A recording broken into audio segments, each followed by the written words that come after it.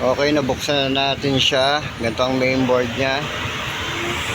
May power supply.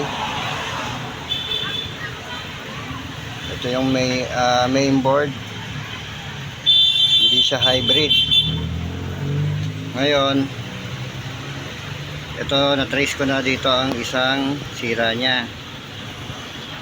Ang gagawin natin dito, tape method.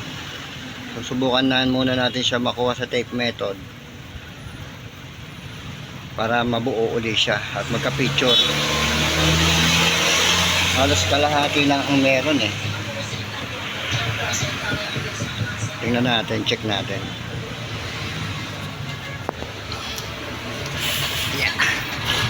Ayan o. Itong side wala. Ayan, meron na siya, may picture na siya. Ngayon, magba-blocking ako rito.